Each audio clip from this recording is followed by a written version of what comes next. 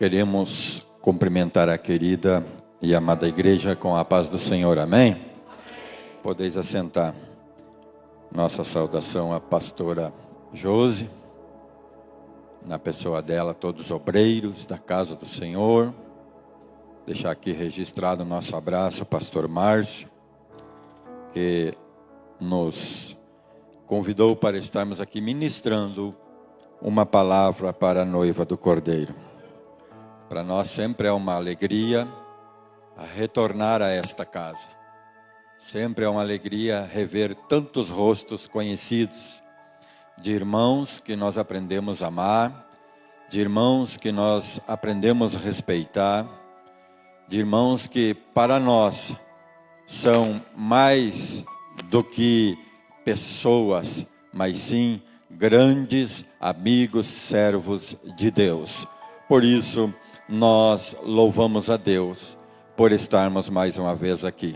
Louvo a Deus pela vida da minha esposa, que é a minha companheira, que Deus colocou a meu lado, sempre me ajudando, sempre estando comigo, orando por mim, me incentivando, né?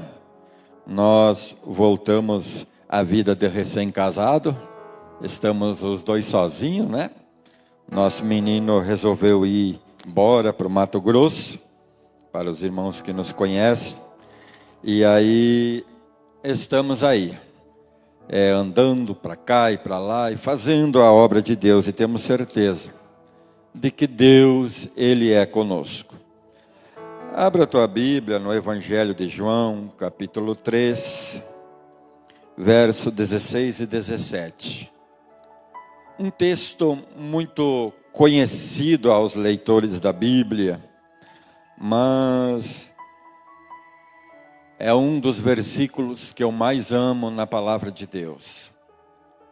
Evangelho de João, capítulo 3, verso 16 e 17 diz assim: Porque Deus amou o mundo de tal maneira, que deu o seu Filho unigênito, para que todo aquele que nele crê não pereça, mas tenha a vida eterna.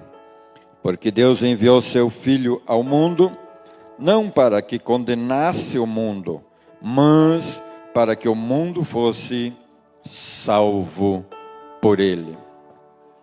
Meus queridos irmãos, nesta noite, nós queremos aqui tratar de 4 pontos importantes para a salvação do ser humano. As pessoas muitas vezes buscam salvação em caminhos diferentes na face da terra. Mas a palavra de Deus, ela registra somente um caminho que conduz à salvação. E esse caminho é o caminho de nosso Senhor e Salvador Jesus Cristo. É o único preço pago, é a única maneira que se tem de alcançar o céu, é através de Jesus.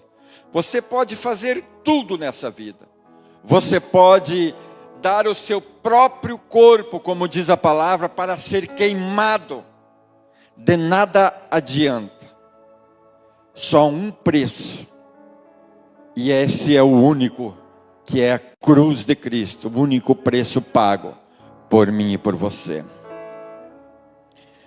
Meus queridos irmãos, diante deste tema, nós queremos então trazer 4 pontos importantes a ser observado, para nós adquirirmos a salvação, e não somente adquirir a salvação, mas termos dentro de nós essa certeza que nos garante uma vida eterna. O primeiro ponto que nós precisamos é deliberar acesso de Deus através do seu Filho, através do Espírito Santo, às nossas vidas. Se nós vamos ver o adversário da nossa alma, A Bíblia sempre relata ele como um salteador, como alguém que arromba. Mesmo a pessoa não querendo, ele interfere na vida da pessoa. Mas Deus, já como alguém muito educado, muito ético, ele precisa que nós abrimos a porta para que ele possa entrar. No livro de Apocalipse, capítulo 3, verso 20, a palavra diz: eis que estou à porta e bato. Se alguém ouvir a minha voz e abrir a porta, eu entrarei em sua casa, com ele cearei e ele comigo. A porta precisa ser aberta. Primeiro, quem está batendo a nossa porta? Jesus.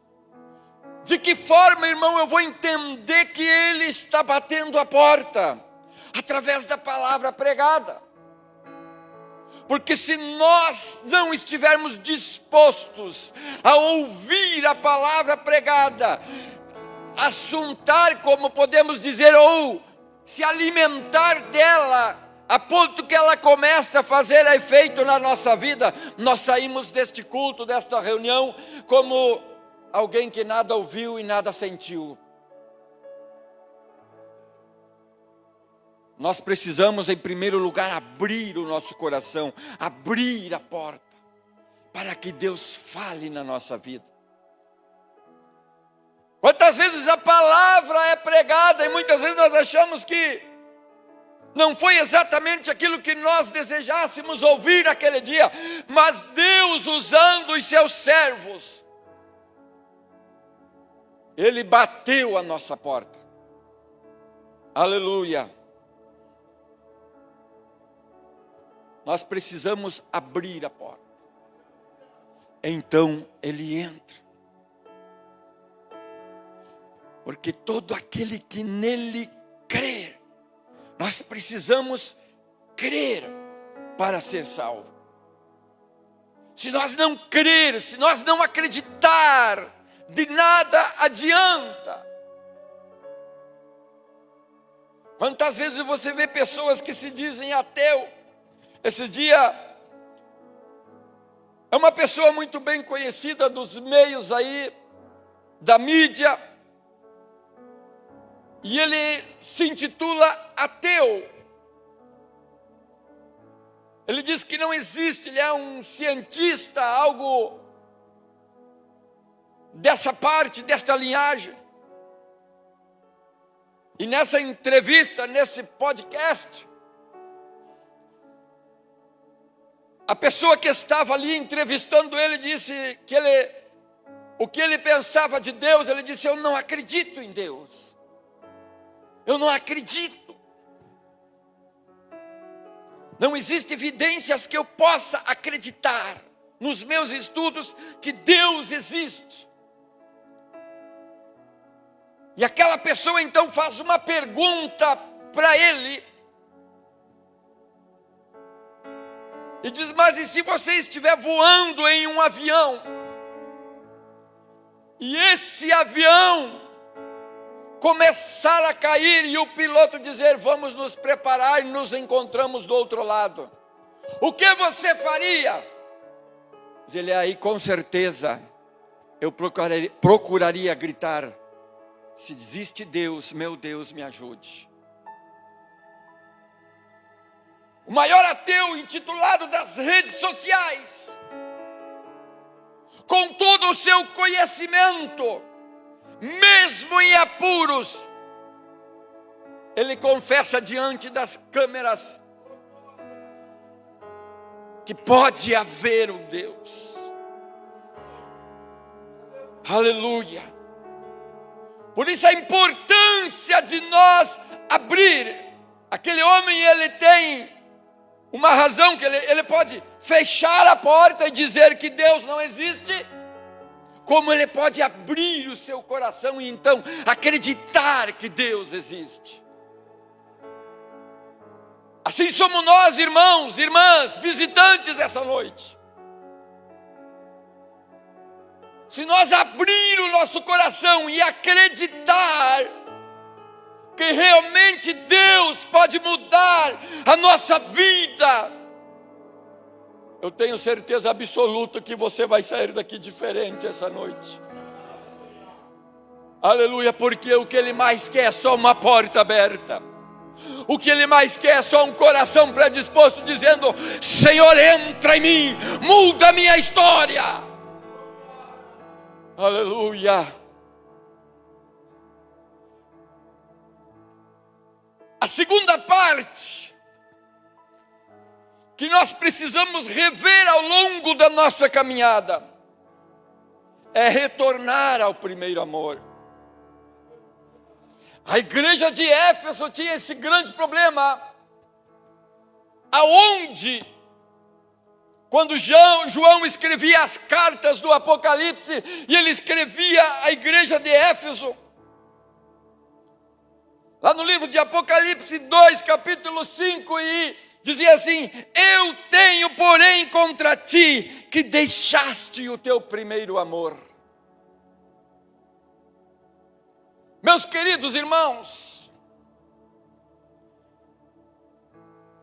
muitas vezes nós passamos por lutas, por dificuldades. Às vezes a pessoa vem com a ilusão que eu vou aceitar Jesus, e daqui para frente vai ser só alegria. Nós somos humanos, nós temos sentimentos, nós temos carne, nós temos tantas coisas na nossa vida. E no decorrer da caminhada, muitas vezes nós nos frustramos. Nós acabamos deixar de crer naquilo que críamos. Deixamos de confiar em pessoas que nós confiávamos. É natural do ser humano. Mas muitas vezes nós somos convidados a voltar ao primeiro amor. Não porque nos desviamos da casa do Pai, não. Mas porque os embates da vida nos fizeram retroceder. Porque os embates da vida muitas vezes nos fizeram nós buscar abrigo no esconderijo. E me vem à memória profeta Elias, lá na caverna escondida, e Deus fala com ele: ei, o que tu está fazendo aí? Ah, mas aquela mulher, ela quer me matar, eu estou sozinho, foram mortos tantos. E Deus fala para ele: homem, tem 7.000 que não se corromperam, mas ficaram na minha presença. Volta para lá, volta ao primeiro amor. Aleluia. Você consegue ter noção muitas vezes? Claro, eu já passei por isso, momentos que você parece que liga a autoproteção. Agora eu preciso me proteger. Eu não posso ser mais ferido, eu não aguento mais, eu preciso me proteger. E acabo abrindo mão de muitas coisas, muitas vezes, que Deus tem preparado para a minha vida. Por quê? Porque eu estou preocupado em me proteger. Aleluia. Quem sabe a tua vida não está indo conforme você imaginaria que deveria ir. Quem sabe o teu caminhar não está prosperando da forma como você acha que deveria prosperar. Mas será que você não está vivendo esse momento de caverna? Você não está vivendo esse momento de autoproteção? O Senhor me trouxe aqui para me dizer para você: volte ao primeiro amor.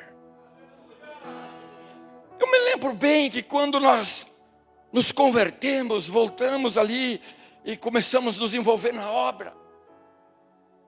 Mas podiam falar o que quisesse, nada nos afetava. Podiam nos medir com um trena de 20 metros, que nada afetava nós, porque os nossos olhos, o nosso foco estava em Deus, na palavra. Mas sim, há momentos que os embates vêm. Há momentos que a guerra vem. E nós precisamos, aleluia, muitas vezes acionar a autodefesa. Precisamos reconstruir as nossas forças. Aleluia, mas chega um momento que você precisa voltar ao primeiro amor, praticar as primeiras obras. Muitas vezes nós queremos o crescimento da casa de Deus, nós queremos o crescimento do reino, mas nós estamos ali na caverna, que nem Elias, protegido, com medo de tudo e de todos. Mas o Senhor me trouxe aqui para mim dizer para você: é hora de voltar ao primeiro amor. É hora de praticar as primeiras obras. Aleluia. O terceiro ponto para nós termos a salvação é a renovação de entendimento. Meus queridos irmãos, às vezes as pessoas, elas acham que Deus vai entrar dentro dela, vai abrir ela, vai abrir seus pensamentos, vai arrancar tudo o que tem lhe prejudicado até então para fora, e vai botar um cérebro novo nela. E a partir dali, as coisas velhas se passaram e tudo se fez novo. Sim, é verdade. Mas há um desafio diante de nós, que eu e você somos desafiados todos os dias da nossa vida. Uma renovação do nosso entendimento. Romanos capítulo 12, verso 2 diz: e não vos conformeis com este mundo, mas transformai-vos pela renovação do vosso entendimento, para que experimentais qual seja a boa, agradável e perfeita vontade de Deus.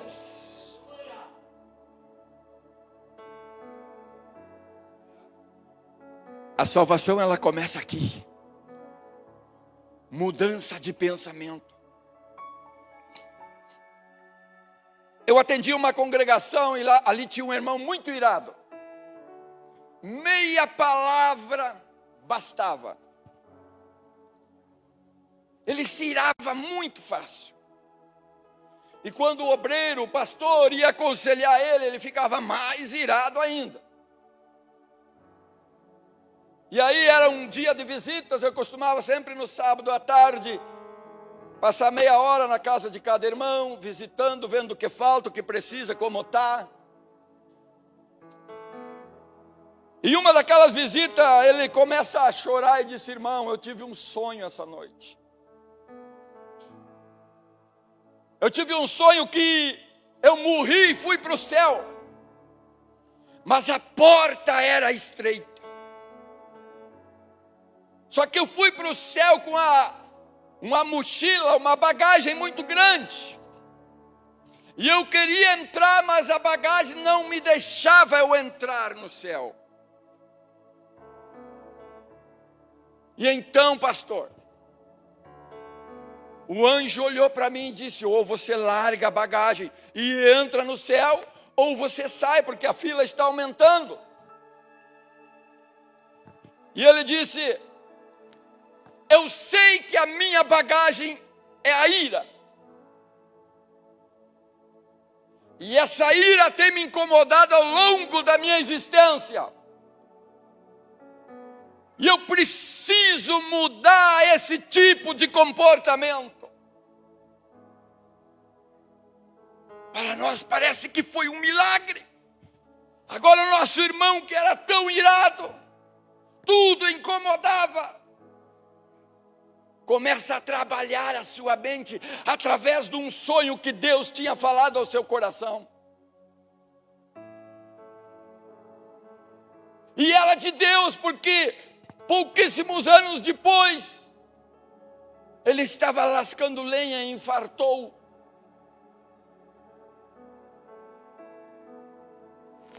A importância de nós mudarmos o nosso pensamento.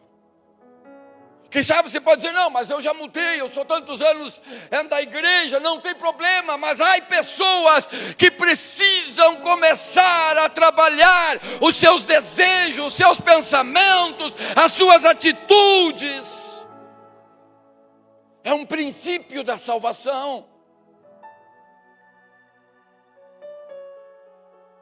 Um jovem pregador chegou a um pastor e disse, pastor, o senhor aos seus 90 e tantos anos, você sofre essa tentação que nós, juventude, sofremos? O pastor olhou para ele e disse, moço, mesmo eu tendo um físico cansado, mesmo eu estando debilitado, eu ainda luto todos os dias. Mas ele nunca deixou de buscar a transformação dos seus pensamentos.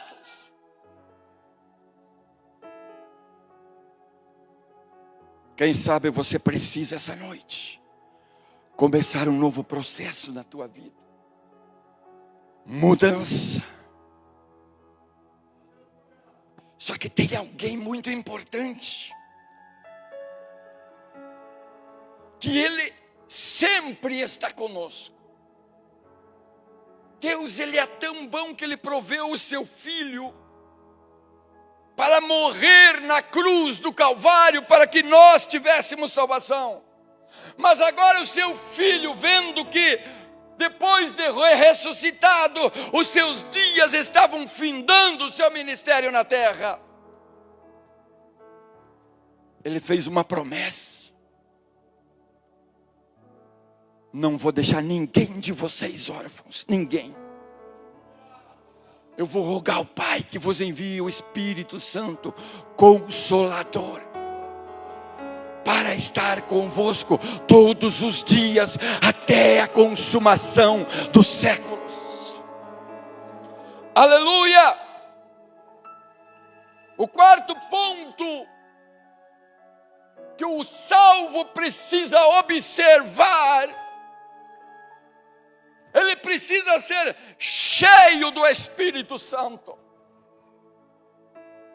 Ser cheio do Espírito Santo nem sempre significa entregar 5, 6, 10 profecias. Ser cheios do Espírito Santo não significa muitas vezes você derrubar a gente e mostrar que você é o cara. Não!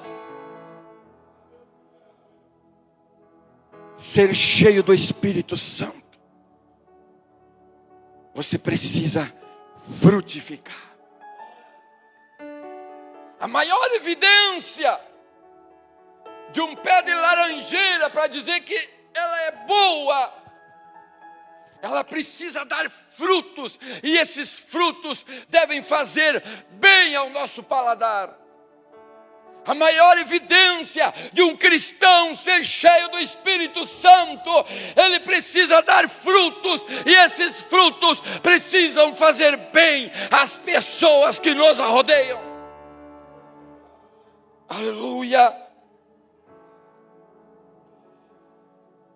Efésios capítulo 5, verso 18 diz: e não vos embriagueis com vinho, que leva à libertinagem, mas enchei-vos do Espírito.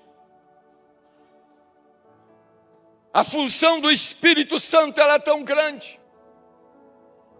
Quando alguém disser, olha para mim, nada mais me acusa, pode ter certeza que o Espírito Santo já está longe dele. Você sabe aquele momento em que você resbala numa palavra e vem aquele sentimento de culpa dentro de você? É obra do Espírito Santo. Aquele momento em que você resbala em alguma atitude tomada, que você sabe que não deveria ter tomado, mas por acaso ali aconteceu, você tomou aquela atitude, e veio aquele sentimento de culpa. É obra do Espírito Santo.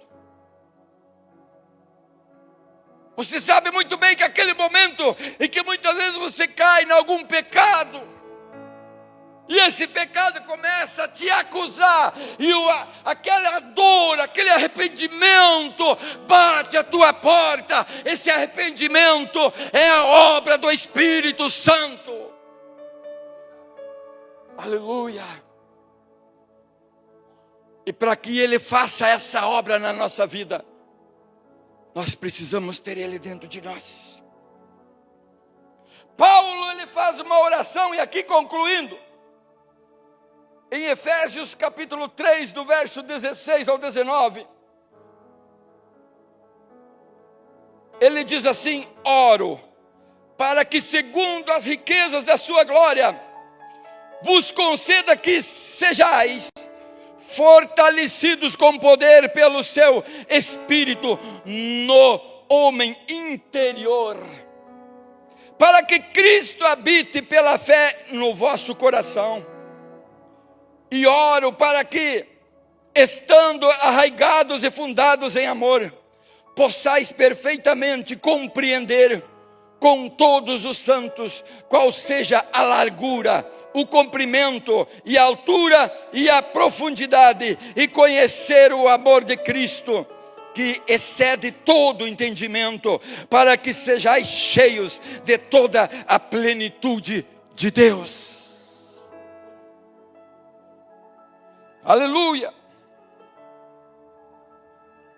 Fortalecei-vos no poder,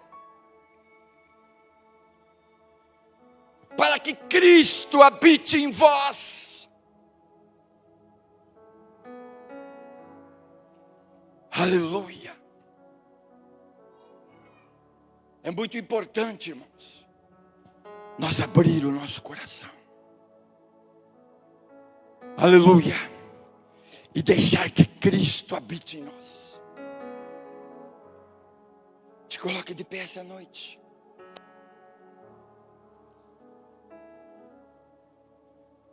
Deus tem falado ao meu coração há muitos dias. E algumas dessas vezes eu tenho dito para minha esposa: estou sentindo uma saudade do céu. Um sentimento de que aqui nessa terra já deu, estou com saudade do céu. Algo extraordinário. E esse sentimento que invadiu a minha alma, muitas vezes me leva a lembrar daqueles cultos antigos, onde aquelas senhoras, aqueles obreiros de joelhos dobrados, em lágrimas, diziam: ora vem, Senhor Jesus. Hoje, quando nós vamos à igreja, parece que a igreja virou um self-service. Senhor, me dá isso, me dá aquilo, me dá aquele outro, eu só quero. E nós demos o que para o Senhor? Aleluia. Você tem sentido saudade do céu? Você tem sentido essa vontade, esse desejo de estar com o Senhor? Só tem algo que prova o meu amor para com minha esposa: é ter desejo de viver com ela todos os dias. Só vai ter algo que prove que você ame a Deus: é você desejar viver com Ele todos os dias. Aleluia. Não posso encerrar essa mensagem sem fazer um convite. Aleluia. Você entendeu que você precisa abrir o teu coração. Você entendeu que você precisa dar essa legalidade para que Deus entre dentro de você. e você entendeu e você ouviu que você precisa do Espírito Santo Consolador da tua vida. Sim, nós erramos, nós somos humanos, nós erramos. Por mais que muitas vezes tentamos acertar, nós erramos. Aleluia. Mas sabe o que tem de mais precioso? Quando nós erramos, nós reconhecemos o nosso erro através do Espírito Santo e nos arrependemos de todos os nossos pecados. E olhamos para a cruz de Cristo e para aquele sangue que escorria sobre o madeiro. E agora vimos ali Ele lavando através deste sangue os nossos pecados, nos tornando alvos como a neve. Quem sabe você essa noite quer fazer parte desse projeto maravilhoso de salvação. Deus amou o mundo de tal maneira que Ele deu o seu Filho unigênito para que todo aquele que nele crê não pereça, mas tenha vida eterna. Um dia alguém falou: mas se Deus é tão bom, porque toda maldade na face da terra? Porque o homem se desviou de Deus. O pecado tomou conta da vida do homem, por isso tanta maldade. Ele nunca quis e nunca quer condenar o homem, mas Ele quer salvar a tua vida. Ele quer salvar a tua alma. Ele te dá uma nova oportunidade nessa noite. Aleluia. Temos alguém aqui que quer dizer essa noite: Jesus, eis-me aqui. Senhor, começa a mudar o meu pensamento. Senhor, começa a mudar a forma, Senhor, que eu tenho agido. Espírito Santo, entra em mim essa noite. Há uma oportunidade para você. Você pode vir diante do altar. Nós estaremos orando por você. Sim, esse que nos amou tanto ainda está de pé. Ele ainda é o nosso advogado. Aquela mulher, como o irmão Pedro aqui frisou, ela estava sendo acusada de adultério e a lei dizia que precisava ser apedrejada. Nós não viemos aqui acusar você, mas nós viemos aqui para dizer para você que ainda há sim uma oportunidade. Ainda há para você uma oportunidade. É só você abrir a porta. Aleluia. É só você abrir a porta do teu coração e dar essa legalidade para Ele essa noite. E dizer para Ele: entra, muda. O dia que eu voltei para a casa de Deus, eu passei alguns anos, para quem não sabe, desviado. Eu fui no culto, eu disse: Deus, hoje eu quero, o meu coração está aberto. A palavra foi pregada, eu não senti nada. O convite foi feito, eu disse: não, é lá na frente, eu vou lá que Deus vai fazer a obra. Fui lá na frente, um breu, não sentia nada. Eu disse: quando o pregador vai passar, aí Deus, eu acho que vai mudar.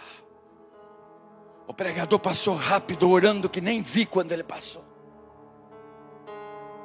Mas quando levantou, aleluia, aquele obreiro, aquele irmãozinho cheio do Espírito Santo, veio, me abraçou diante do altar. Eu ouvi como correntões caindo no piso daquela igreja. E quando eu vi, eu estava renovado, cheio do Espírito Santo. E é o que o Senhor quer fazer na tua vida essa noite. Aonde está você? Temos alguém? Venha no nome de